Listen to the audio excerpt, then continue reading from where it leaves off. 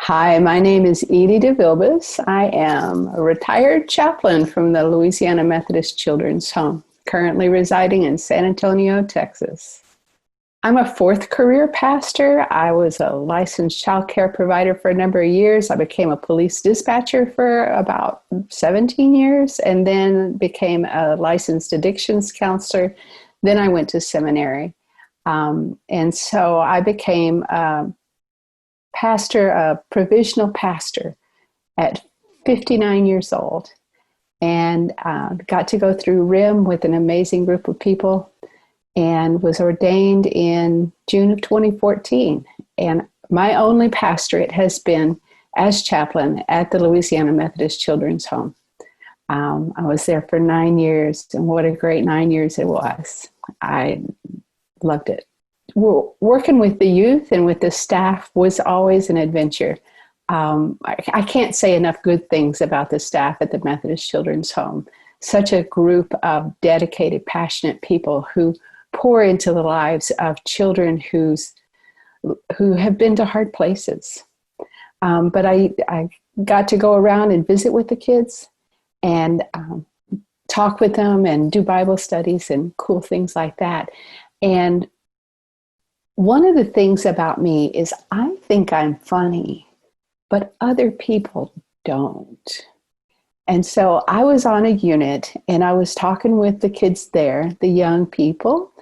They don't like to be called kids. They're teenagers. They're usually taller than me. And I was talking with them and I said something. I said, "Come on, guys, that was funny." And one of the boys looked at me and he said, "Miss Edie, if that was funny, we would all be laughing." It was a perfect response. And it was probably one of the funniest things a kid ever said, a young person ever said to me. It was great. I loved working with the kids. So there's so many. I could go on and on and on, but I won't. So many people. Let's start out with the youth that I got to serve, to be allowed into their lives, to work with them on their deep questions about life and faith. But the CEO of the Methodist Children's Home, who had the courage and foresight to hire me, Rick Wheat. And then, but before that, my mentors, Chris Blanchard and Doc and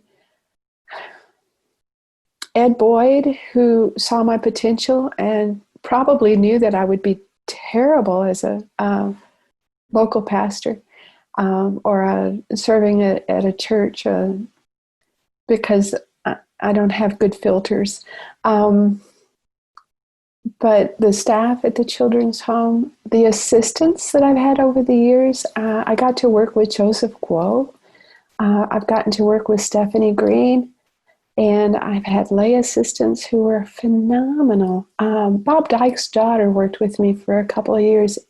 Oh my goodness, such energy and such delight. And so every pastor who volunteered, who brought a group to visit, every pastor who allows us to ask their congregation for financial help, all the people of the Methodist Church who keep us in their prayers, who keep the children's home in their prayers. I'm still so invested in the work there that I do think of as us. You know, the drive to build the new home in Mandeville is so important to the future of youth and families in our state. And the dedicated people who are working for that, the board of directors, the volunteers, how could I stop? I mean, I could go on forever, but I only have 3 minutes, so I need to stop.